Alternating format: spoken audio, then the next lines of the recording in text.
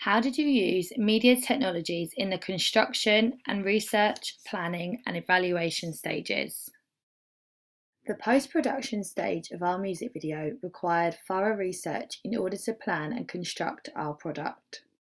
The majority of the research we found was through YouTube and Google. Our research that was gathered would then be published onto blogspot.co.uk in the form of existing inspirational videos, images found on Google, as well as texts and articles discussing existing conventions of music products. Posting interesting and creative music videos directly onto my blog by embedding through YouTube enabled us to draw inspiration and gather further ideas for our media product. Group discussions helped us to present and develop ideas for our music video. We would record our discussions using the Apple Mac camera software, which would be immediately imported into iMovie, allowing a quick transition from editing to publication onto YouTube and finally embedding onto our blogs.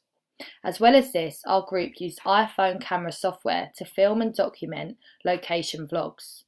Location vlogs were useful as we were able to discuss what had and had not gone well during filming, or perhaps a sudden new idea. Both the YouTube and Blogger app on our iPhone allowed us to immediately publish our location discussions onto our blog. As well as documenting filming progress in a video format, we also used our cameras on our iPhone to capture images to post onto our blog. We used the Blogger app, which allowed us to immediately post images and videos from our phones.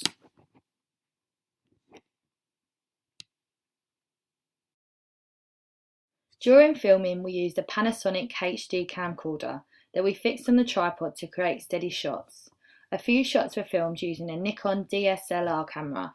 These shots were considerably higher quality than the Panasonic. The footage gathered would then be imported onto iMovie through the Macs ready for editing, where we would publish to YouTube and then finally embed onto our blogs.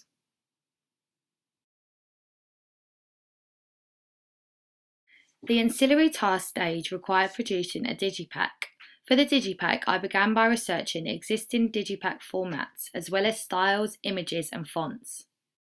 I used Google Images to browse a variety of different digipacks. I'd published these images onto my blog. To create my final digipack template, I used online photo editing software PicMonkey in order to edit the images into a 4-panel template. I then published this onto my blog. The second part of the ancillary task requires creating a magazine advert. To create my magazine advert, I used Canva.com as my editing software. I then posted my final magazine advert onto my blog.